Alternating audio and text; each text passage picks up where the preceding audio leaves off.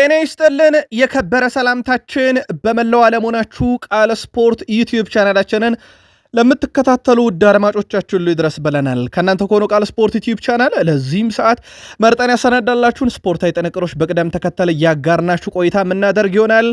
እንደ ሁልጊዜው ዛሬም እንላለን ላይክ፣ ሰብስክራይብ እና ሼር ማድረግ እንዳይረሳ። የሀሳብ መስጫ ሳጥናችን ላይ ለሁላችሁም ክፍት ነው። ሀሳብ አስተያየታችሁን ጻፉልን። በፕሮግራማችን ይዘት በውሏችሁ በመደገፏቸው ክለቦች አሊያም ወቅቱ የአፍሪካ ዋንጫ ነው ልታጋሩን ትችላላችሁ። እኛም በመረጃ ሰዓታችን የአፍሪካን ዋንጫ የተመለከተ ዕለታዊ መረጃችን ዛሬም እንደተጠበቀ ይገኛል። በአውሮፓም ዙሪያ በርከት ያሉ ተጨማሪ መረጃዎችን ይዘናል። ጨዋታዎች ሲደረጉ ነበር፣ ውጤት እጃችን ላይ ደረሰውን እናጋራችኋለን። በታላላቆቹ የአውሮፓ ክለቦች ባርሴሎና ቤት ከዙር ጋር መረጃ ጋር የተያዘ ተጨማሪ ጥንቅር ይዘናል። ሪያል ማድሪድ ቤት በጣም ለየት ያሉ መረጃዎችን ስለያዝን እናጋራችኋለን። ማድሪዳውያን ተቆዩናላችሁ። የዓለም ከዋክብቶች ጫማ የሚሰቅለውን ጨምሮ በርካታ መረጃዎች በመረጃ ሰዓታችን የምናጋራችኋል። በፕሪሚየር ሊግ የመረጃ ሰዓታችን ለማደግ ከሚደረገው ፉክክር እንጀምራለን። ከዛ የወቅቱ አነጋጋሪ ቡድን የኡናይ ኤምሪ አስቶን ቪላ ነው። ልክ እንደ ታላላቆቹ የፕሪሚየር ሊግ ክለቦች ጥንቅቅ ያለ መረጃ ለቪላ ደጋፊዎች አሰናድተን ይዘን መተናል። ቶትንሃም ሆትስፐርስ ሌላ በቢግ ሲክስ የምናነሳው ክለብ ነው። የጋርዲዮላው ቡድን ማንቸስተር ሲቲ ቤት ስንሄድ ከዙር ጋር የተያዘ ሰፊ መረጃ ይዘናል። ከፋብሪዞ ሮማኖ ያረጋገጥነውን እንነግራችኋለን። የቡድን ዜና በሲቲ በኩል ተይዟል። በሰማዮቹ በክለብ ዓለም ሻምፒዮኖቹ ቼልሲዎች ዘንድ የወቅቱ የአቋም መውረድ ደጋፊዎችን ብስጭት እንዳረገ ይታወቃል። የቡድን ዜና እናነሳለን። የቼልሲን አንድ ሌጀንድ ለየት ያለም ጥንቅር በመረጃ ሰዓታችን ይዘናል። የቼልሲም ደጋፊዎች ሀሳብ አስተያየታችሁን እያጋራችሁን እስከ ፕሮግራማችን ፍጻሜ ከእኛ ጋር እንድትቆዩ በአክብሮት ጋበዝን። በሊቨርፑል የመረጃ ሰዓታችን ሰፊ የቡድን ዜና ነው ያዝነው። በርካታ መረጃዎችን ይዘናል። በሊቨርፑል በኩል የቡድን ዜና ስናነሳም የአሰልጣኝ ክፍል አባላትም መፍትሄ የሚያፈላልጉለት አንድ ጉዳይን በሊቨርፑል በኩል ጠቆም ማድረግ እናነሳለን።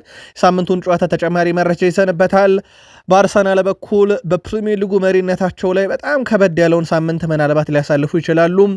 ይህን ጨዋታ ሰፊ ጥንቅር ይዘናል። ታዲያ በጨዋታው ዙሪያ መረጃ ስናነሳ አርሰናል ቤት የቡድን ዜና ማንሳት ግድ ይለናል። ከጉዳት እነማን ይመለሳሉ፣ እነማን ይጠበቃሉ፣ አርሰን ቬንገርም ስለዚህ ቡድን፣ ኢያን ራይትም ስለ ማይክል አርቴታ፣ ካኑም ስለ ወቅቱ የአርሰናል የቡድን ጥልቀት የሚለን ነገር አለ። ሰፊ መረጃ እናነሳለን በአርሰናል የቡድን ዜና። የአርሰናልም ደጋፊዎች ሀሳብ አስተያየታችሁን እያጋራችሁን እንድትቆዩን በአክብሮት ጋብዘናል። ማንቸስተር ዩናይትድ ቤት ወቅታዊ የዝውውር መረጃዎችን እናነሳለን። ከፋብሪዞ ሮማኖ ከታማኝ የዜና ምንጮች ያረጋገጥናቸውን መረጃ ይዘናል። የዩናይትዱ ተጫዋች ዛሬ ልምምድ ሰርቷል። ከዛ ውጭ አንድ የዩናይትድ ተጫዋችም ትልቅ ውሳኔ ይወሰናል ተብሏል። ብሩኖ ፈርናንዴዝ የሳምንቱን ጨዋታ ጉዳት ላይ የነበረውን ሜሰን ማውንትን ጨምሮ ማንቸስተር ዩናይትድ ቤት ከግብ ጠባቂ እስከ አጥቂ መረጃ ይዘናል። የዩናይትድ ፈተና ዘንድሮም ተቃራኒ ቡድን ብቻ ግብ ጠባቂ ተከላካይ ሳይሆን የግቡ ቋሚና አግዳሚም እንደሆነ ይታወቃል።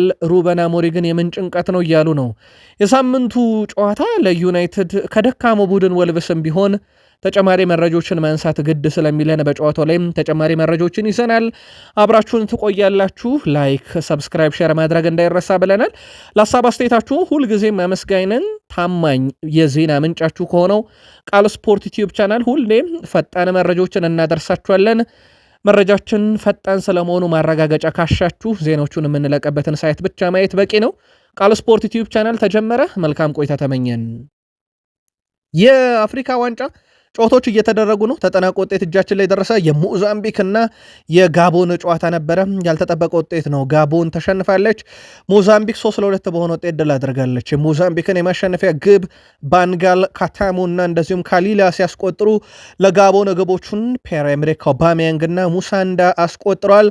ሞዛምቢክ በታሪኳ ለመጀመሪያ ጊዜ በአፍሪካ ዋንጫ ጨዋታ ድል አድርጋለች። የሞዛምቢክ ብሔራዊ ቡድን በአፍሪካ ዋንጫ በአንድ ጨዋታ 3 ጎል ሲያስቆጥር በታሪክ እነሆ ለመጀመሪያ ጊዜ ነው። በጣሊያን አራተኛ ሊግ የሚጫወተው የ30 ዓመቱ ፋይሰል ባንጋል ለሀገሩ ሞዛምቢክ ግብ አስቆጥሯል። ጋቦን በአፍሪካ ዋንጫ ያደረገችው የምድብ ሁለተኛ ጨዋታ ነው በሽንፈት የደመደመችው። ሞዛምቢክ 3 ነጥብ ደርሳለች። ጋቦን አራተኛ ናት። የምድቡ ምንም ነጥብ የላትም። ሮብ የዚህ ምድብ የመጨረሻ ጨዋታ ሞዛምቢክን ከካሜሮን፣ ጋቦንን ከኮት ዲቫር ያገናኛል። ሌላ በጣም ተጠባቂ መርሃ ግብር ይሆናል ተብሎ ይጠበቃል። የአፍሪካ ዋንጫን የተመለከቱ ሌሎች መረጃዎችን እንቀጥል። የሞዛምቢክ ብሔራዊ ቡድን አሰልጣኝ ሞሰስ ሲቼኔ ሞሮኮ ለአፍሪካ ዋንጫ ያደረገችውን ዝግጅት አወድሷል። ሞሮኮ ድንቅ ስራ ሰርታለች ሲሉ ያደነቁት አሰልጣኙ የአውሮፓን ሀገር ያለው ወይም ወደ አውሮፓ ያቀናው ያህል ነው የተሰማኝ ብለዋል። ሀገሪቱ ያዘጋጀችው ልምምድ ሜዳዎች፣ ስቴዲየሞችና መሰረተ ልማቶች የማይታመኑ ብለዋል። አክሎም ሌሎች የአፍሪካ ሀገራት ሞሮኮን እንደ ምሳሌ መውሰድና መስራት አለባቸው ሲሉ ስለ ጨዋታም አንስተው ነበረ። መልካም አስተሳሰብ ሊኖረን ይገባል፣ ሞሮኮ መሸነፍ ትችላለች ሲሉ ስለ ተጋጣሚያቸውም ተናግረዋል። እንግዲህ ጥቃቶችን ለመፈጸም ያገኛቸውን እድሎች ለመጠቀም በቡድን ውስጥ ያለንን ሁሉ እንጠቀማለን ብለዋል። ዛምቢያዎች ከሞሮኮ ነገ ምሽት 4 ሰዓት ላይ ጨዋታ የሚያደርጉ ይሆናል። ሞሮኮ ስንደርስ አውሮፓ የገባን ግን መስሎናል እያሉ ይገኛሉ እሳቸው። በአፍሪካ ዋንጫውም ትኩረት ከሳቡ ሁነቶች መካከል ሉሙምባ የሚል ቅጽል ስም ያለው የዲሞክራቲክ ኮንጎ ደጋፊዎች ድርጊት አንዱ ነበረ። ሀገሩን ለማበረታታት ስቴዲየም የተገኘው ደጋፊ ለቡድኑ የሰጠው ድጋፍ ግን ከተለመደው በጣም የተለየ ነበር።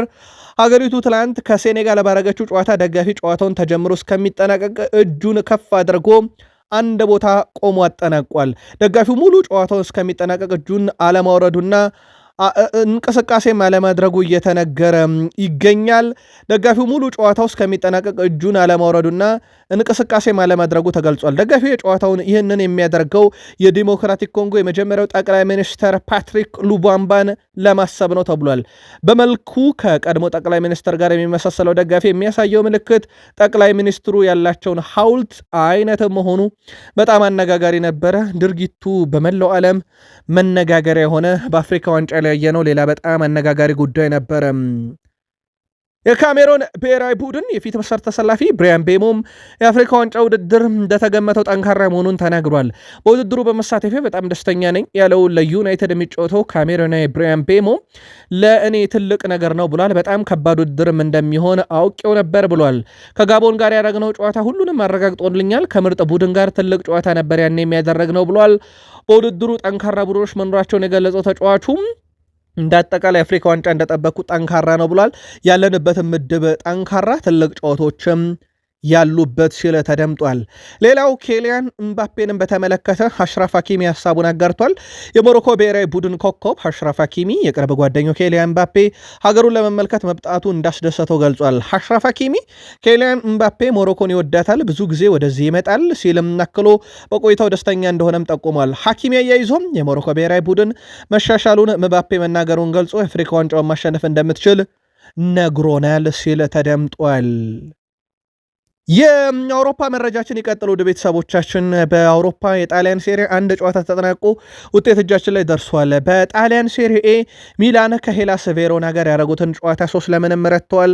ክርስቲያን ፑሊሲች 45ኛው ደቂቃ ላይ ከረፍት በኋላ ክሪስቶፈር ንኩንኩ 48ኛው ደቂቃ ላይ በፍጹም ቅጣት ምት እንዲሁም 53ኛው ደቂቃ ላይ በጨዋታ አስቆጥሮ ነው ሄላስ ቬሮናን 3-0 በሆነ ውጤት ኤስ ሚላኖች ድል ማድረግ የቻሉት። ኤስ ሚላን ያለፉትን 15 የሴሪ ጨዋታዎች ሽንፈት የሚባል ነገር አልገጠማቸውም። በደረጃ ሰንጠረዡም አሁን 35 ነጥብ ያለው ቡድን ሆኗል ኤስ ሚላን። ሄላስ ቬሮና 12 ነጥብ ላይ ቀርቷል። ቀጣይ ሳምንት አርብ ወደ ካግላሪ ያቀናሉ ኤስ ሚላኖች፣ ካግላሪን ይገጥማሉ። እሁድ ሄላስ ቬሮና ከቶሪኖ የሚያደርጉት ጨዋታ ሲጠበቅ ምናልባት በዚህ ጨዋታ ላይ ልናነሳ እንደወደው ሉካ ሞድሪች ነው። 40 ዓመቱ ላይ ነው። ብቃቱ ዛሬ ደግሞ ፍጹም የተለየ ነበረ። አሌግሪ ራሱ አላመኑም። ከጨዋታው በኋላ እንደ ልጅ አቅፈው ነው እንግዲህ አንጋፋውን ሰው ሲያሞገሱት የነበሩት። በጣም ድንቅ ፐርፎርማንስ ነበረው። ይህን መረጃ ለእናንተ ስናደርስ ክሮሜንሴ ከናፖሊ እየተጫወቱ ነበረ። ሆይሉንድ እንዴት ያለ አስደናቂ ተጫዋች እንደነበረ ያየነበት ጨዋታ ነው። ለማለዳው መረጃችን የቆየን እናነሷለን። በቀጣይ መረጃ ሰዓታችን ላይ ይህን ጨዋታ ሰፊ ሽፋን እንሰጠዋለን። የግሎብ ሶከር የዓመቱ ምርጥ ሽልማት ስነ ስርዓት እየተካሄደ ነው። ውድ ቤተሰቦቻችን በዱባይ በስተመጨረሻም ሽልማት ለራፊኒያ እጅ ሰጥታለች። ባሎንዶር የፊፋ የዓመቱ ምርጥ ሽልማት ሁሉ አመልጦት ሰሞኑን መነጋገሪያ የነበረው ራፊኒያ አሁን ግን ዱባይ ላይ ተሞሽሯል።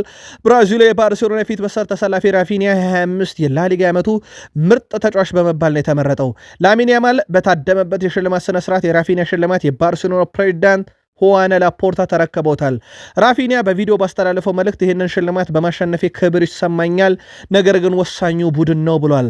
አሰልጣኝ ሃንሲ ፍሊክ በበኩላቸውም የላሊጋ የዓመቱ ምርጥ አሰልጣኝ በመባል ተመርጠዋል። ይህንን መረጃ ቀደም ብለን አረጋግጠነው ነበር።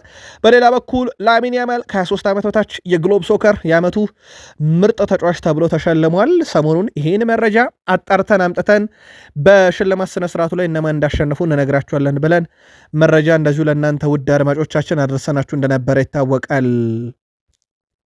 የመረጃ ሰዓታችን ባርሴሎና ላይ ነን።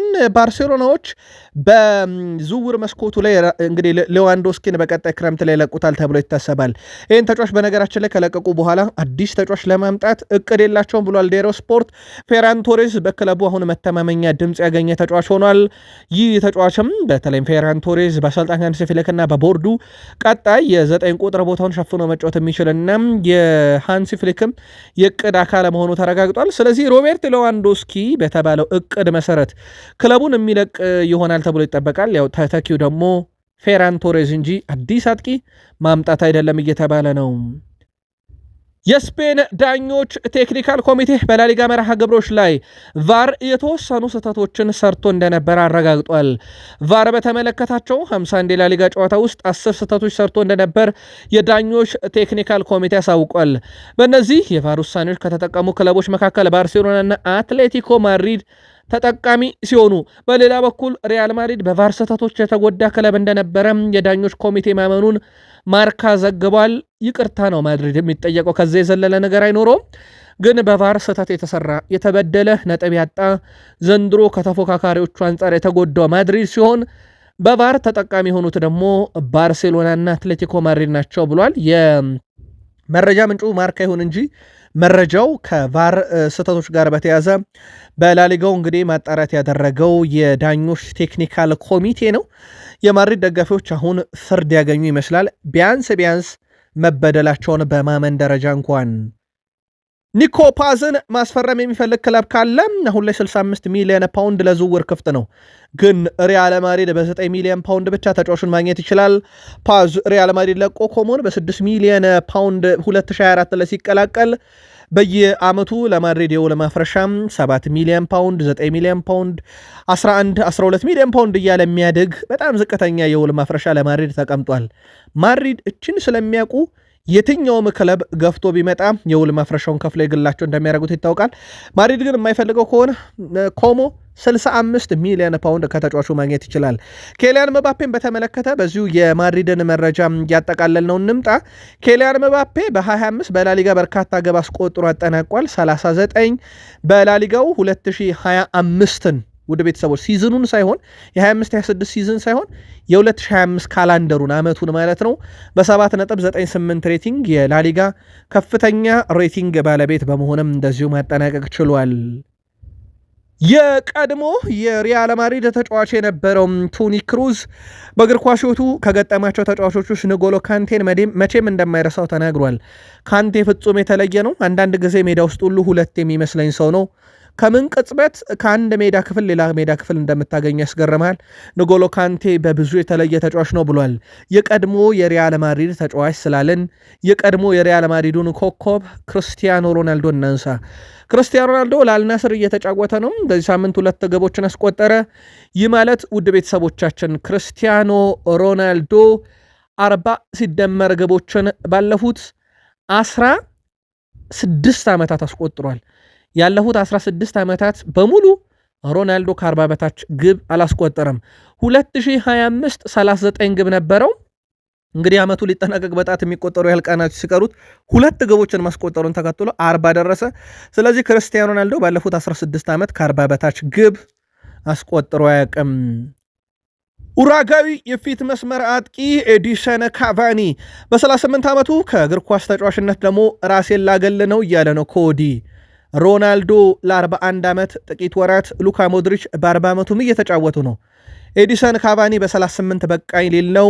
ኤዲሰን ካቫኒ በእግር ኳስ ሕይወቱ ፓሪስ ሰን ዠርሜን፣ ማንቸስተር ዩናይትድ፣ ናፖሊ፣ ፓሌርሞ፣ እንደ ቫሌንሺያ እና ቦካ ጁኒየርስ የመሳሰሉ ክለቦች ተጫውቷል። ካቫኒ ከዩራጋይ ብሔራዊ ቡድን ጋር የኮፓ አሜሪካንም ዋንጫ ያሳካ ምርጡ የፊት መስመር አጥቂ ስለመሆኑ ጥያቄ የማይነሳበት በጣም አስደናቂ ተጫዋች ነው። ምናልባት የካቫኒ ግብ በፕሪሚየር ሊግ ለማንቸስተር ዩናይትድ አንድ ከመሃል ሜዳ ያስቆጠራት ግቡ በጣም አስደናቂ ነበረች። በፓሪስ ሰን ዠርሜን ግን ብዙ ቴክኒካል ግቦችን ሲያስቆጠር እናውቀዋለን።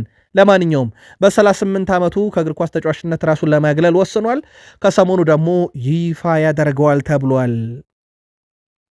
ውድ የቃል ስፖርት ዩቲዩብ ቻናል ቤተሰቦቻችን ከእናንተ ከሆነ ቃል ስፖርት ዩቲዩብ ቻናል የሰዓቱን የተመራረጡ ስፖርታዊ ጥንቅር እያጋራናችሁ እንገኛለን። ቃል ስፖርት ዩቲዩብ ቻናል ቤተሰብ ስለሆናችሁ አመስግነን መረጃዎቻችን እንቀጥል። ከፕሪሚየር ሊግ መረጃ ጋር መልካም ቆይታ ተመኘን። እንግሊዛዊ አሰልጣኝ ፍራንክ ጄምስ ላምፓርድ በሻምፒዮንሺፑ ክለብ ኮቬንትሪ ሲቲ እጅግ በጣም ድንቅ ጊዜን እያሳለፈ ይገኛል። የላምፓርዱ ኮቬንትሪ ሲቲ በውድድሩ አጋማሽ 50 ነጥቦችን ሰብስቦ ከ50 በላይ ግቦችን ያስቆጠረ በታሪክ ሁለተኛው ቡድን ነው። ኮቬንትሪ ሲቲ በዓመቱ ካረጋቸው 23 ጨዋታ 15 አሸንፏል። ክለቡ የእንግሊዝ ሻምፒዮንሺፕ ውድድርን በ51 ነጥቦች እየመራ ይገኛል። ኮቬንትሪ ሁለተኛ ደረጃ ላይ ከሚገኘው ሚድልስ ቦሮ በ8 ነጥብ ርቆ ሻምፒዮንሺፑን እየመራ ቀጣይ ዓመት ለፕሪሚየር ሊግ አለውበት እያለ ይመስላል። ፍራንክ ጄምስ ላምፓርድም አስደናቂ ጊዜን በሻምፒዮንሺፕ በኮቬንትሪ ሲቲ እያሳለፈ ይገኛል። አስቶን ቪላ አሁን የመረጃ ቋቶች ውስጥ ትልቅ ሽፋን የሚያገኝ የፕሪሚየር ሊግ ክለብ ሆኗል። በእርግጥ በርከት ያሉ የቪላ ደጋፊዎችም በሀገር ኢትዮጵያ እንዳሉ አንድ ሰሞን መረጃ አሰባስበን ነበር። በሀሳብ መስጫ ሳጥናችን ላይም በተደጋጋሚ የቪላ ደጋፊዎችን ሀሳብ እየተመለከትኩ ይገኛለሁ። ኦሌ ዋትኪንስ የተባለ ምርጥ አጥቂ ያላቸው፣ በእርግጥ የቆየም አጥቂ ነው። ኦሌ ዋትኪንስ በስታንፎርድ ብሪጅ ባረጋቸው የመጨረሻ 4 ጨዋታ 4 ጎል አስቆጥሯል። ከ2020-21 የፕሪሚየር ሊግ ውድድር ዘመን ጀምሮ ከዋትኪንስ 18 በላይ በለንደን ከሜዳ ውጪ ጎሎችን ያስቆጠረው ሃላንድ 24 ብቻ ነው። ከዛ በኋላ ለለንደን ክለቦች እንቅልፍ የሚነሳቸው ሰው ኦሌ ዋትኪንስ ነው። በሳምንቱ መጨረሻም ወደ ለንደን አቀንቶ አርሰናልን በኤምሬትስ ከሚገጥመው ቡድን ውስጥ ይጠበቃል። በነገራችን ላይ በዚህ ቡድን ውስጥ እንግዲህ ድል የሚደረግ ከሆነ ይህ የአርሰናልን ጨዋታ ድል ካደረጉ የራሱ የአርሰናልን ታሪክ ነው የሚደግሙት። በነገራችን ላይ አርሰናል በፕሪሚየር ሊግ ታሪክ 12 ተከታታይ ድል ያለው የፕሪሚየር ሊግ ብቸኛው ቡድን ነው። አሁን አስቶን ቪላ ልክ እንደ ዩናይትድ ልክ እንደ ሊቨርፑል 11 ተከታታይ ድል ያለው በ21ኛው ክፍለ ዘመን ሌላኛው ቡድን ሲሆን የአርሰናልን ሪከርድ ለመጋራት ራሱ አርሰናልን ብቻ ማሸነፍ በሳምንቱ አጋማሽ ይጠበቅበታል። በዚህ የፕሪሚየር ሊግ ውድድር ዘመን አስቶን ቪላ ከሁሉም ቡድን የበለጠም ነጥቦችን እየተመራ የሰበሰበ ክለብ ነው። 18 ነጥቦችን እየተመራ ሰብስቧል። ስለዚህ አስቶን ቪላን መምራት ማሸነፍ የሚሆነው ጨዋታው ሲጠናቀቅ ብቻ ነው። በተቃራኒ ያሸነፉት ቡድን ቼልሲ 13 ነጥቦችን ጥሏል። እንደ አጠቃላይ አስቶን ቪላ ግን የውድድር ዓመቱ ላይ የሰበሰባቸው ነጥቦች ከመመራት ተነስቶ 18 ይድረስ እንጂ ባለፉት የፕሪሚየር ሊግ 3 ዓመታት 54 ነጥቦችን እየተመራ ሰብስቧል። ይሄ የትኛውም የፕሪሚየር ሊግ ክለብ አልሰበሰበውም በነገራችን ላይ። ስለዚህ አስቶን ቪላን መምራት ማሸነፍ አይደለም። ይሄ የዚህ ዓመት ብቻ ሳይሆን ያለፉት 3 ዓመታትም ማሳያ ቁጥር ነው። ስፐርስ ጋር እንሂድ ውድ ቤተሰቦቻችን። ስፐርስ ሊዮን ጎሬስካን በጥር የዝውውር መስኮት እየተመለከተ ነው ተብሏል። በባየር ሙኒክ ቤት ከዚህ ቀደም ጆ ፓሊኒያን ያለ ተጠባባቂ ወንበር ላይ የተቀመጠን ተጫዋች እንግዲህ በቶትናም ቤት አየ ነው። አሁን ደግሞ በጎሬስካ ላይ ፍላጎት አላቸው ተብሏል።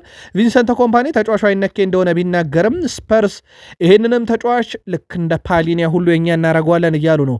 በነገራችን ላይ ቶትናም ብዙ የሳሳ ቡድን ነው። አሁን ላይ በጥር እንቅስቃሴ ያደርጋለም ተብሎ ይጠበቃል። የቶማስ ፍራንኩ ቡድን ቶትናም በዚህ አጋጣሚ ካጋጠሙት ችግሮች መሃል ክንፍ አጥቂዎች ነው። በዋነኝነት ይሄን ለመተካት ታዲያም በጥር የዝውውር መስኮት የኤቨርተኑ ኢልማን እንዲህ በጣም አስደናቂ ተጫዋች የሲቲው ኦመር መርሙሽ ራሱ የሲቲው እንደዚሁም ሳቪኒዮ እንዳለበት ይታወቃል። ሞሬራ ሳቪኒዮንም ኦመር መርሙሽንም ለማግኘት ከሲቲ በጣም አስቸጋሪ እንደሆነ የገባቸው ቶትናሞች አሁን ላይ ደግሞ ኢልማን እንዲህን ከቶትናም ዝርዝራቸው ውስጥ አካተዋል። የሲሜን ዝውውር ከምን ደረሰ? በርከት ያሉ የሲቲ ደጋፊዎች የዘወትር ጥያቄ ነው። እኛ ከስር ሁሌ የምናጣራለን መረጃዎችን። ፋብሪዚዮ ሮማኖ ይሄን ዝውውር በተመለከተ በሚቀጥሉት 24 ሰዓታት ውስጥ ሂር ዊ ጎ እንላለን ብሏል። አንቶኒዮ ሲሜኔ በ14 ዓመቱ በአርሰናልና በስፐርስ ውድቅ ተደረገ ዝውውሩ። በ15 ዓመቱ በፉልሃምና ሚልዋል ሙከሮቹን ወደቀ። በ18 ዓመቱ ነን ሊግ የሚባለ በነን ሊግ የጤና ቡድን በሉት ኦልሞስት እዛ ውስጥ ይጫወት ነበር። በ23 ዓመቱ በፕሪሚየር ሊግ የመጀመሪያ ጨዋታውን አረገ። በ25 ዓመቱ ላይ በእነዚህ ክለቦች እየተፈለገ ይገኝ ነበረ። ሲቲ፣ ሊቨርፑል፣ ዩናይትድ፣ ቶትናም፣ ቼልሲ። አርሰናል በፍላጎት ደረጃ ቢኖርም ግን ክረምት ላይ ሆነልኝ ሲል የጥር ዝውውር መስኮት ላይ እንደማይኖር አረጋገጠ። በስተመጨረሻም ማንቸስተር ሲቲን ምርጫ ያደረገው አንቶኒዮ ሴሜኒ በሚቀጥሉት 24 ሰዓት ውስጥ ዝውውሩ ይፋ ይደረጋል ተብሎ ይጠበቃል። የሲቲ እንግዲህ ከፈራሚዎች ውስጥ በክረምት ካመጡት ውስጥ ሪያን ቸርኪ በጣም አስደናቂ ዝውውር፣ በነገራችን ላይ 34 ሚሊዮን ፓውንድ ብቻ የወጣበት እጅግ በጣም አስደናቂ ታለንት ያለው ተጫዋች ነው። 13 ጨዋታዎችን በሲዝኑ አድርጓል። ካስታወሳችሁ ጉዳት ላይ ነበረ ለረጅም ጊዜ። 8 ጨዋታዎችን ነው በቋሚነት የጀመረው። ወደ 644 ደቂቃ 2 ጎል 7 አሲስት 9 የግብ አስተዋጽኦ አለው። በፕሪሚየር ሊጉ 7 አሲስት አለው። ከብሩኖ ሚጌል ፈርናንዴዝ እኩል 7 አሲስት አለው። ያ ማለት ብሩኖ ጉዳት ላይ ነው። ስለዚህ ተከታታይ ጨዋታዎችን ከብሩኖ በተሻለ ማድረግ ይችላልና የአሲስት መጠኑን ከፍ አድርጎ የፕሪሚየር ሊጉ ብቸኛው ተጫዋች መሆን የሚችልበት እድል አለ። ግን በጣም አስገራሚ የሚባለ ጊዜን በቡድኑ እያሳለፈ መሆኑን የሰሞኑ ብቃቱ ማሳያ ነው። ፔፕ ጋርዲዮላ ሁሉ ነገሩን የወደዱለት ተጫዋች መሆኑንም በቅርቡ በሚሰጡት ጋዜጣዊ መግለጫ ያረጋገጡለት ነው። ሪያን ቸርኪ ቼልሲ ቤት ደረስን። ውድ ቤተሰቦቻችን የቼልሲ ነገር በጣም አስቸጋሪ ሆኗል።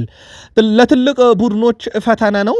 ግን አሁን የወቅቱ ትልቅ ቡድን የሆነውንም አስቶን ቪላ ግን ሲገጥም ችግር ገጥሞታል። ያ ብቻ አይደለም፣ በጣም ትልቅ የሚባል የወጥነት ችግር እያየን ነው። እንደ ትሮቫ ቻሎቫ ያለ ተጫዋች በቼልሲ ቡድን ውስጥ ይገኛል። እኔ አሁን እየተማርኩ ያለሁት ከቲያጎ ሲልቫ ነው ብሏል። ልክ እንደሱ መሆን እፈልጋለሁኝ። በእያንዳንዱ ቅጽበት፣ በእያንዳንዱ የኳስ አጋጣሚ ሁሉ ቲያጎ ሲልቫን እንደ አራያ ወስዳለሁኝ። አሁን በቡድን ውስጥ የገጠመውንም ችግር በተለይም የወጥነት ችግር እንግዲህ አካል ሆኖ መፍትሄ ለመሆን በቡድን ውስጥ የተቻለኝን ላረጋለሁ ብሏል። እንደ ተከላካይ መጫወትን እሻለሁኝ፣ በተለይም እንደ ቲያጎ ሲልቫ። በእግር ኳስ ሕይወቴ የኔን ምርጡ ላይ እስክደርስ ምርጦችን በቼልሲ ይከተላለሁ፣ የመፍትሄውም አካል ሆናለሁ ብሏል። ግን የመፍትሄ አካል መሆን ያለበት ማን ነው? ተጫዋቾች ወይንስ አሰልጣኝ ማሬስካ? የቼልሲ ደጋፊዎች በጉዳዩ ዙሪያ መልከታችሁ ነገሩን። የቀድሞ የቼልሲ ታሪካዊ ተጫዋች ነው ጆን ቴሪ።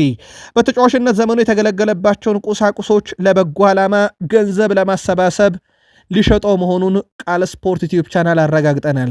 ጆን ቴሪ ከሚሸጣቸው ንብረቶች መካከል ቼልሲ በ2012 ሻምፒዮንስ ሊግ ሲያሸንፍ የለበሰው የሱ መለያም ይካተታል ተብሏል። ቴሪ በወቅቱ በቅጣት ጨዋታው ቢያመልጠውም በዋንጫ ስነስርዓቱ ላይ ለመካተት መለያውን ቀይሮ ነበር። በተጨማሪም ቼልሲ በተሸነፈበት የ2008 የሻምፒዮንስ ሊግ የፍጻሜ ጨዋታ ላይ በዩናይትድ ማለት ነው የለበሰውን መለያም ለገበያ ቀርበዋል ማለት ነው። ሙሉ ገቢው የቀድሞ የቼልሲ ተጫዋች ሙሉ ገቢውን ለበጎ አድራጎት ዓላማ ጠቀመዋለሁ ሲል ተደምጧል።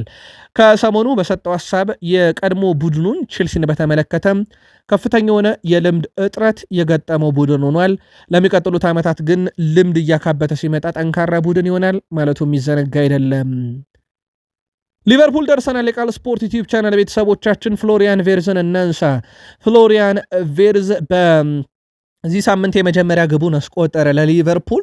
በነገራችን ላይ በሜዳ ክፍሉ ላይ 54 ኳሶችን ያቀበለ ሲሆን ይሄ በጨዋታው ላይ ከፍተኛው ነበረ። ፍሎሪያን ቬርዝ ካለፉት 6 ጨዋታ በሊቨርፑል በኩል በጨዋታው 4 ጊዜ የጨዋታ ኮከብ ተብሎ የተመረጠ ነው። በእርግጥ አንድ ጥያቄ ይነሳ ነበረ። ፍሎሪያን ቬርዝ ግብ ያስቆጥር የአሲስት ቁጥሩ በጣም ይነስ እንጂ በጨዋታው ላይ ግን የሊቨርፑል በጣም ቁልፉ ተጫዋች መሆኑን አሰልጣኝ አርኔ ስሎት ምናልባትም ሊቨርፑል ነጥብ በጣለባቸው እነሱ ባልነበረባቸውም ጨዋታ ሊቨርፑልን ያጎደለ ሲባል እንደነበረ ይታወቃል። አሁን ግብ አስቆጣሪነቱ ተመልሷል። ይሄ በስሎትም በኩል ከሰሞኑ በሰጡትም ሐሳብ ከጨዋታው በኋላ በተለይም እኛ ከሱ ብዙ ጥቅም እያገኘን ነው፣ ግብ ብቻ ተቆጠሩበት ማለታቸው የሚዘነጋ አይደለም። ቃል ስፖርት ዩቲዩብ ቻናላችን ላይም ይሄን መረጃ አንስተነው ነበር። ሪያን ግራቨንበርክ ደግሞ ሌላ በጣም አነጋጋሪው ተጫዋች ነው። በዚህ ሳምንትም ግብ አስቆጠረ። በጣም አስደናቂ ቴክኒካል ግብ ከሌላኛው የቡድኑ በጣም አስደናቂ ተጫዋች በእርግጥ በጉዳት እየጠፋ ጥቂት ግልጋሎት ብቻ ከሚሰጣቸው ፍሪፖንግ ያገኛትን ኳስ አስቆጥሮ ነበር። በነገራችን ላይ ሪያን ግራቨንበርክ ባለፉት 7 ጨዋታ ላይ ከ7.4 በታች ሬቲንግ አላገኘም። ውድ ቤተሰቦቻችን ይሄ ግብ አስተዋጽኦ ባበረከተበት ጨዋታ ብቻ ሳይሆን ከግብ አስተዋጽኦ ውጪም በነበረ እንቅስቃሴ ላይ በጣም የተለየ ነበረ። ሌላው የቃል ስፖርት ዩቲዩብ ቻናል የሊቨርፑል ደጋፊዎች ልናነሳ የወደድነው ሁጎ ኤኪቲኬን ነው። በዲሴምበር ወር በፕሪሚየር ሊግ 4 ጨዋታን 5 ጎል አስቆጥሯል፣ 1 አሲስት አለው። ምናልባትም ሁጎ ኤኪቲኬ በፕሪሚየር ሊግ የወሩ ምርጥ ተጫዋች ውስጥ ይገኛል ተብሎ ይታሰባል። ዲሴምበር ወር ላይ ለሊቨርፑል ነገሮችን ካቀለሉ ተጫዋቾች ውስጥ በተለይም ያ በጣም ሲቸገር ለነበረው ሊቨርፑል ነገሮችን ካቀለሉ ተጫዋቾች ውስጥ ሁጎ ኤኪቲኬ በሊቨርፑል በኩል ዋነኛው ተጠቃሽ ተጫዋች ተደርጎ ሊወሰድ ይችላል። የቃል ስፖርት ዩቲዩብ ቻናል የሊቨርፑል ደጋፊዎችም በጉዳዩ ላይ መልከታችሁን ላኩልን። ሊቨርፑል 12 ኳሶች ከቆመ ኳስ አስተናግዷል። በዚህ ዓመት የቆመ ኳስ አሰልጣኝ አሮን ብሪክስ ሲሆኑ ሊቨርፑል እንግዲህ እሳቸውን መቅጠር የቻለው በመልመላ ሳይሆን የሥራ ማስታወቂያ በማውጣት ጭምር ነው። ይህን የሚያክል ቡድን ለዚህ ስፍራ ላይ በማስታወቂያ ብቻ የቆመ ኳስ አሰልጣኝ መቅጠር ወይንስ በጣም ጥራት ያለውን ሰው በፉክክርም በገንዘብ ማምጣት አለበት የሚለውን ምናልባት ሊቨርፑል አሁን የገጠመው ችግር መሳያ ሊሆን ይችላል እና የቡድኑ የቆመ ኳስ አሰልጣኝ ጉዳይ አሁን አሳሳቢ ደረጃ ላይ እንዳሉ ማሳያ ሊደረግ ይችላል። በዚህ ረገድ አርኔ ስሎት በራሳቸውም የቆመ ኳስን ጉዳይ አንስተው እሳቸውም የቆመ ኳስማ አሁን ህልውና ሆኗል፣ መሪው እኮ የፕሪሚየር ሊግ መሪዎች እኮ የቆመ ኳስ በብዛት እያስቆጠሩ ነው፣ እኛም እንመጣበታለን ብለው ነበረ። ግን ሊቨርፑል ሊከላከለውም የሚገባም ያደገኘ ሁኔታ እየሆነበት ተገኝቷል። በሳምንቱ አጋማሽ በ19ኛ ሳምንት ሐሙስ በአንፊልድ ሮድ ስቴዲየም ከሊድስ ዩናይትድ ጋር ጨዋታ ያደርጋሉ።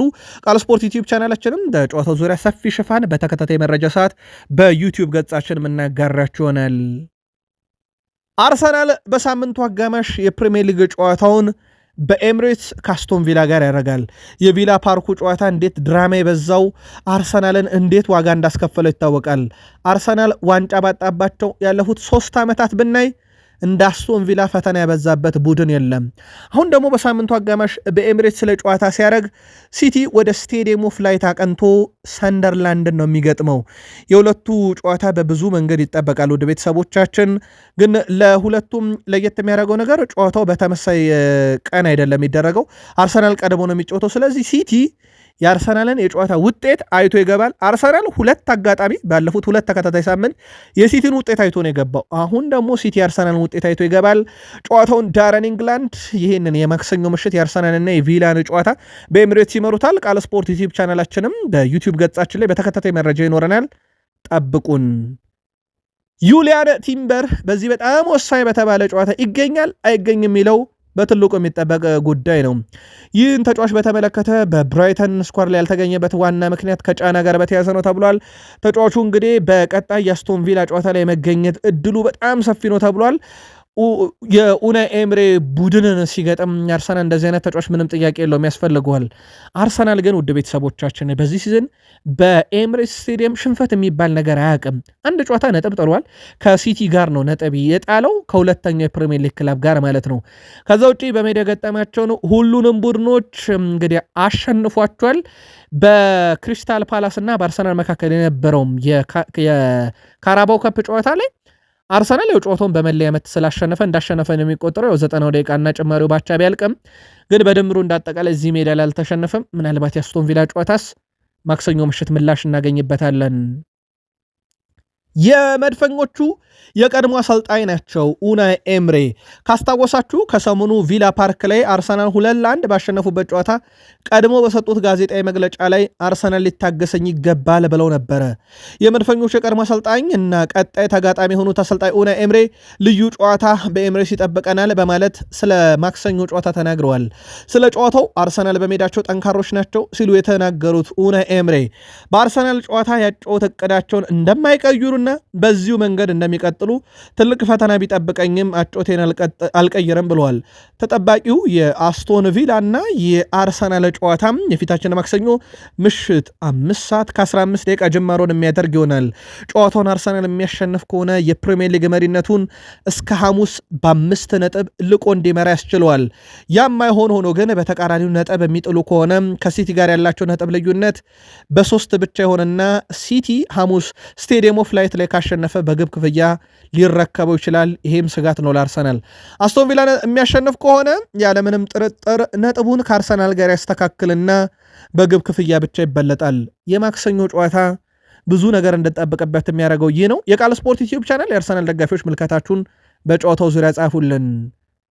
አርሰን ቬንገር የዴክላን ራይስን የፉክክር ስነ ልቦና በማድነቅ በኔ ቡድን ውስጥ ከነበረው ሴስክ ፋብሬጋስ ጋር ይመሳሰላል ብለዋል። የራይስ ኳስ የማቀበል የሚፈጥራቸው የግብ ዕድሎች አጋጣሚን የሚጠቀምበት መንገድ የፈጠራ ችሎታው ይለያል ብለዋል አርሰን ቬንገር። ፋብሬጋስ የጠንካራ አስተሳሰብ ባለቤት ነበረ በኔ ቡድን ውስጥ የሚሉት እሳቸው፣ ይህ ሰው ደግሞ በማይክል አርቴታ ቡድን ውስጥ ያው ነው ብለዋል። አጮቱን ስንመለከት በውስጡ ያለው ብስለት ስረዳ ገና የ26 ዓመት ወጣት ነው ብሎ ለማመን ይቸግራል። ልዩ ተሰጥኦ አለው የሚሉት የቀድሞ የአርሰናል አለቃ የነበሩት አርሰን ቬንገር የአሁኑ የማይክል አርቴታ ቡድን የልብ ምት ብለውታል ዴክላን ራይስን። ቃል ስፖርት ዩቲዩብ ቻናልም በዚህ ጉዳይ ላይ ተከታታይ መረጃ ይዘናል። አብራችሁን ቆዩ። ይቀጥላሉ። እሳቸው አርሰን ቬንገር የዘንድሮ ዋንጫ አርሰናል ያነሳል ብለው ያስባሉ ተብለው ተጠየቁ። የቀድሞ የአርሰናል አለቃ አርሰን ቬንገርም ይቀጥላሉ። አርሰናል በዚህ ውድድር ዘመን ሊጉን ያሸንፋል ለምን ይችላል ብላችሁ ትጠይቁኛላችሁ ብለዋል። እንደውም እሳቸው ከገጥ ይችላሉ ሲባሉ ለምን ትላላችሁ? ሊጉን እናሸንፋለን፣ እውነት ለመናገር በጣም እርግጠኛ ነን ዘንድሮ ፕሪሚየር ሊጉን እናሸንፋለን ብለዋል አርሰን ቬንገር። በጣም የተመጣጠነ ቡድን አለ ብለዋል እሳቸው። በግብ ጠባቂ፣ በተከላካይ፣ በአማካይ፣ በአጥቂው ላይ በጣም የተመጣጠነ ቡድን አለ። ጥሩ ቡድን፣ ጥሩ ስነ ምግባር ያለው በአጥቂም ሆነ በተከላካይ ከግብ ጠባቂ እስከ አጥቂ ጥንቅቅ ያለ ቡድን ብለውታል እሳቸው የማይክል አርቴታውን ቡድን። በእያንዳንዱ ቦታ ደግሞ 3 ተጫዋቾች አሉ እንደ አማራጭ የሚጠቀሙ፣ ያ ደግሞ ለቡድኑ ለዋንጫ ተፎካካሪነት ያግዛል ብለዋል። በድጋሚ እንላለን የቃል ስፖርት ዩቲዩብ ቻናል የአርሰናል ደጋፊዎች የዚህ ዓመት የዋንጫ ተስፋ እንዳምና እንደ ካቻምና ወይንስ ዘንድሮ የተለየ ነው? መልከታችሁን ላኩልን። የቀድሞ የአርሰናል ተጫዋች አሁንም ቢሆን ለአርሰናል ልቡ ስስ ነው። ኢያን ራይት የቀድሞ የምንጊዜም ድንቅ ተጫዋች ኢያን ራይት በአርሰናልና በብራይተን ጨዋታ ዙሪያ ሐሳቡን ካጋሩ ሰዎች ውስጥ ይጠቀሳል። ብራይተንን ካሸነፈ በኋላ የቡድኑ ግብ ዕድሎችን በሚጠቀምበት መንገድ ላይ ግን ስጋት እንዳለው ገልጿል። እሱ በአሁኑ ሰዓት አንድ ችግር በቡድኑ ውስጥ አለ እያለ ነው። የምንፈጥራቸውን የግብ ዕድሎች ተጠቅመን በጨዋታ ላይ መረጋጋት አልቻልንም እያለ ነው። በእርግጥ ይህ ጨዋታን በተመለከተ እሱም ሲያጋራ የብራይተኑን ጨዋታ እንዴት ዳቪድ ሬ አርሰናል እንደታደገው ይታወቃል። እድሎች ሲባክኑ ጭንቀት ይፈጠራል የሚለው የቀድሞ ተጫዋች ኢያን ራይት ከዛም ጨዋታውም እንደ ቅርጫት ኳስ ወዲና ወዲያ የሚያሯሩጥ ይሆናል። ጋብሪኤል ማጋለሽ መመለሱ ጥሩ ነው። ከሳሊባ ጋር ያላቸው መግባባት ቡድኑን ብዙ ያረጋጋል ብዬ ተስፋ አረጋለሁ። በአጠቃላይ ግን ጨዋታዎችን ማሸነፍ ብንችልም የምንፈጥራቸውን እድሎች መጠቀም ላይ ግን ስጋት አለኝ ያለ ነው ኢያን ራይት። የቃል ስፖርት ዩቲዩብ ቻናል የአርሰናል ደጋፊዎች የእናንተ ስጋት ነው ወይ የኢያን ራይት ስጋት? በቃል ስፖርት ዩቲዩብ ቻናል በሐሳብ መስጫ ሳጥናችን ላይ ጻፉልን። ካኑ ስለ አርሰናልና ስለ አፍሪካ ተጫዋቾችን ማያይዞ ይናገራል። አርቴታ በአፍሪካን ተጫዋቾች መተማመን አለበት። በዘንድሮ የአፍሪካ ዋንጫ አንድም አፍሪካዊ ተጫዋች ከአርሰናል አልመጣም። የሚያሳየው ደግሞ ምንም ያህል አርቴታ በአፍሪካን ተጫዋቾች እንደማይተማመን ነው ብሏል። ከዚህ ቀደም ይላል የቀድሞ እግር ኳስ ተጫዋች ካኑ እንደ ኦባሜያንግ፣ ቶማስ ፓርቴ፣ ኒኮላስ ፔፔን የመሳሰሉ ከዋክብቶች ነበሩ። ነገር ግን አሁን ላይ አንድም አፍሪካዊ ተጫዋች በአርሰናል የለም። አርቴታ አፍሪካውያን ተጫዋች ላይ መተማመን መጀመር አለበት እያለ ነው። በእርግጥ በአፍሪካ ዋንጫ ተጫዋች ያላጣ የፕሪሚየር ሊግ ትልቅ ክለቦች ውስጥ ይጠቀሳል። በቢግ ሲክስ እንኳን ብንመለከት ሲቲ አቷል፣ ዩናይትድ አቷል። በዚህ ደረጃ አርሰናል እንኳን አላጣም። ሊቨርፑል ሳላን የሚያክል ተጫዋቹን እንዳጣ ይታወቃል። በእርግጥ ፕሪሚየር ሊጉ እንደ ሰንደርላንድ በአፍሪካ ዋንጫ ተጫዋቹን ያጣ ክለብ የለውም። ካኑ ማይክል አርቴታ አፍሪካ ያለ ላምን ይገባል እያለ ይገኛል። ቃል ስፖርት ዩቲዩብ ቻናል ላይ ናችሁ። የማንቸስተር ዩናይትድን መረጃ እንቀጥል። ማንቸስተር ዩናይትድ ከሰሞኑ በብዙ እየተሰሙ ያሉ መረጃዎች የሚያመለክቱት ከዝውውር ጋር በተያያዘ ነው። የአማካኝ ጉዳይም በስፋት እየተነሳ ነው። ከሰሞኑ አንድ ይፋዊ ድርድር ተካሂዷል በማንቸስተር ዩናይትድ እና በብራይተን አመራሮች መካከል። ከዚህ ውይይትና ድርድር በኋላም ከካርሎስ ባሌባ ጋር ስሙ ሲያዝ የነበረው ባየር ሙኒክ ከዝውውሩ ሊወጣ እንደሚችል ነው የጀርመኑ ተነባቢ ጋዜጣ ቢልድ ያስነበበው። ካርሎስ ባሌባ አሁንም ምርጫው ማንቸስተር ማንቸስተር ዩናይትድ አሁን የሚጠብቀው ማንቸስተር ዩናይትድ ነው ተብሏል። ሌላው ስታንዳርድ ስፖርት ይዞት በወጣው መረጃ መሰረት ማንቸስተር ዩናይትድ የ22 ዓመቱን የአይንትራክት ፍራንክፈርት የግራ መስመር ተከላካይ ናትናኤል ብራውንን ሁኔታ እየተከታተለ ነው። በቦታው ላይ በፓትሪክ ዶርጉ ብዙ ያልተማመነው ማንቸስተር ዩናይትድ በጣም ፈጣን የሆነ በቦታው ላይ ተመላላሽ ተከላካይ ሲከላከልም ሲያጠቃም ቡድኑን ሚዛን የሚጠብቅ ይፈልጋልና ይሄን ተጫዋች እየተመለከቱት ነው ተብሏል። ከቡድን ዜና ጋር በተያያዘ ያው ሃሪ ማጓየር መመለሱን ነግሬያችኋለሁኝ። በጨዋታ ይገኛል ላይገኝ የሚለውን እስካሁን ማረጋገጫ አላገኘንበትም። ከዚህ ጋር በተያያዘ ግን ውድ ቤተሰቦቻችን ባደረግነው ማጣራት ተጫዋቹ በግል ልምምዶችን ሰርቷል። ዛሬም በጅሙስ ልምምዶችን ሲሰራ ነበረ። ስለዚህ ቀጣይ ጨዋታ ላይ መገኘት እድሉ በአንጻራዊነት በጣም ሰፊ ነው። አሁን በወጣቶቹን ሃይደን ኤቨን፣ ሌኒየሮ እንደዚሁም ልምድ ካላቸው ደግሞ ሌሳንድሮ ማርቲኔዝ እየታገዘ ቡድኑ ጨዋታዎችን እያደረገ ነው። የኒካስሉም ድል በነኚው ወጣት ተከላካዮች የመጣ እንደሆነ ይታወቃል። ከዛ ቡድን ውስጥ ሊጠቀስ የሚችለው ሃይደን ኤቨን ነው። አዲስ ነገር ሰምተናል በዚህ ተጫዋች ዙሪያ። የማንቸስተር ዩናይትድ የኋላ መስመር ተሰላፊ ሃይደን ኤቨን የሚወክለውን ሀገር የመቀየር ፍላጎት ገልጿል። ተጫዋቹ ለቀጣይ ዓለም ዋንጫ ዜግነቱን ከእንግሊዝ ወደ ጋና እንደማይቀይር ቢቢሲ ያስነብቧል። ሃይደን ኤቨን በአያቶቹ በኩል የጋና ብሔራዊ ቡድን መወከል የሚችል ሲሆን የጋና ብሔራዊ ቡድንም ተጫዋቹን በመከታተል ላይ ናቸው ተብሏል። ይሁን እንጂ ሃይደን ኤቨን ዋናውን የእንግሊዝ ብሔራዊ ቡድን መወከል እንደሚፈልግና የዜግነት ጉዳይ ከወደዚህ ወደዛ ከዛ ወደዚህ ላይታሰብ ይችላል እየተባለ ነው። ስለዚህ ዜግነቱን ሊቀይር ይችላል ሲባል በጋናያን በኩል ነው በስፋት መረጃ የተሰራጨው። ለሃይደን ኤቨን ግን ቅርብ የሆኑ የዜና ምንጮቻችን እንዳረጋገጡልን ከሆነ ሃይደን ኤቨን በእንግሊዝ ብሔራዊ ቡድን ዋናው መጫወት እንጂ ወደ ሌሎች ብሔራዊ ቡድን በተለይም በዘር ሐረግ ከመጣበት ወደ ጋና የዜግነቱን ይቀይራል ተብሎ አይጠበቅም። የጋና ምንጮች ግን ሊቀይር ይችላል የሚሉ መረጃዎችን እያወጡ ነበር። በፕሪሚየር ሊጉ ማንቸስተር ዩናይትድ ያለ ብሩኖ እየተጫወተ ነው። በእርግጥ ፕሪሚየር ሊጉም ብሩኖን አይመለከትም፣ ግን ያለ ብሩኖ የቀጠለው ፕሪሚየር ሊግም አሁንም በሱ ከፍተኛ ግብ እድል ፈጣሪነት ነው። ፕሪሚየር ሊጉ የዚህም ሳምንት መርሃ ግብሮች የተጠናቀቁት 50 እንዳለው ጄሬሚ ኩ 36፣ ሳላ 33፣ ቡካዮ ሳካ 33፣ ዴክላን ራይስ 30 እያለ ይቀጥላል። ዩናይትድ ሁለተኛውን ጨዋታ ያለ ብሩኖ ሚጌል ፈርናንዴዝ በማክሰኞ ምሽት በወልቭስ ጨዋታ ያስመልክተናል። ወልቭስ ባለፈውም ከማንቸስተር ዩናይትድ ጋር ካከናወነው ጨዋታ በኋላ ኤምሬትስም አንፊልድም አቅንቶ ቢሸነፍም ግን ወደ ፈታኝ ቡድንነት መጥቷል። ያ ወልቭስን በዚህ ሰዓት ለማሸነፍ ዋናው ቡድን ሁሉ አያስፈልግም እስኪባል ድረስ ደካማ ቡድን ነው። ግን ኤምሬትስ ላይና አንፊልድ ሮድ ስቴዲየም ላይ ሊቨርፑልና አርሰናል የፈተነው ቡድን አሁን ወደ ኦልድ ትራፎርድ መጥቶ ዩናይትድንም ጫና ማሳደሩ አይቀርም። የኩኛ የቀድሞ ቡድን ወልቭስ ለዩናይትድ እንደ አርሰናልና ሊቨርፑል ኤምሬትስና አንፊልድ ወይንስ ዩናይትድ ሞሊኒክስ ድረስ ሄዶ እንደረታው አይነት ወልቭስ ሆኖ ይጠብቀዋል የሚለው ማክሰኞ ምሽት ምላሽ የሚያገኝ ይሆናል። በአርብ ጨዋታ በጉዳት ምክንያት ሁለተኛ አጋማሽ አልተገኘም ነበረ። ሜሰን ማውንት ጨዋታውን ያልጨረሰበት ምክንያት ደግሞ ጉዳት እንደነበረ ይታወቃል። ከጨዋታው መጠናቀቅ በኋላ ሩበን አሞሪም ሜሰን ማውንት የቀየርኩት ለጥንቃቄ ነው ማለታቸው ይታወቃል። አሞሪም አክለውም እሱ የተሰማው ነገር ቢኖርም ሁለተኛ አጋማሽ የመጫወት ፍላጎት እንደነበረው አረጋግጠው በወቅቱ ግን እሳቸው ለጥንቃቄና ከዚህ በላይ ተጫዋች ማጣት ስለማልፈለግ ብለው ነበረ። አሁን ለዩናይትድ ቅርብ የሆኑ የመረጃ ምንጮች እንዳመለከቱት ከሆነ ሜሰን ማውንት ለወልቭሱ ጨዋታ የመድረስ ዕድሉ በጣም ሰፊ ነው። በዛ ጨዋታ ላይ ምናልባትም ጥንቃቄ መርጠው ተጫዋቹን ቀይረው የሚያስገቡት ከሆነ ካልሆነ በስተቀር በጨዋታ ላይ መገኘት ዕድሉ በጣም ሰፊ ነው ተብሏል። በእርግጥ እሳቸውም በዛ ጨዋታ ላይ ጉዳቱ የከፋ አይደለም፣ ለጥንቃቄ ነው ማለታቸው የሚዘነጋ አይደለም። ፒተር ሽማይክል የቀድሞ ዩናይትድ ግብ ጠባቂ ነው። ዩናይትድ በግብ ጠባቂ አይታመም። እሱም ለነ ኤድዊን ቫንደርሰን ሲያስረክብ፣ ኤድዊን ቫንደርሰን ደግሞ ለዳቪድ ዴሃ። ከዛ በኋላ ግን የዩናይትድ የግብ ጠባቂ ታሪክ ገጭ የበዛው ነበረ። ፒተር ሽማይክል ስለ ሴላመንስ ሀሳቡን አጋርቷል። ገና 23 ዓመቱ ነው። ነገር ግን ለመከላከሉ እውነት መረጋጋት አምጥቷል። ኳሱ ወደሱ ሲመለስ ምንም አይፈራም። ተጫዋቾችም ያምኑታል። በጣም በራስ መተማመን አለው። ለተከላካይም በራስ መተማመን የሰጠ ብሏል። ለዩናይትድ አሁን የግብ ጠባቂ ችግር ቀስ በቀስ እየተፈታ ነው ላይ ይመስላል። ዩናይትድ በግብ ጠባቂው በኩልና በመከላከሉ ላይ እንዲህ ከሆነ ማጥቃቱ ላይ ግን አንድ ፈተና እየገጠመው ነው። የተቃራኒ ቡድን ተከላካይ እንዳለ ሆኖ በረኛው እንዳለ ሆኖ የግቡ ቋሚና ግዳሚም ለዩናይትድ ዘንድሮ ፈተና ሆኗል። 11 ኳስ ብረት መልሶባቸዋል። በነገራችን ላይ በፕሪሚየር ሊግ የዩናይትድን ያክል ብረት የመለሰበት ቡድን የለም።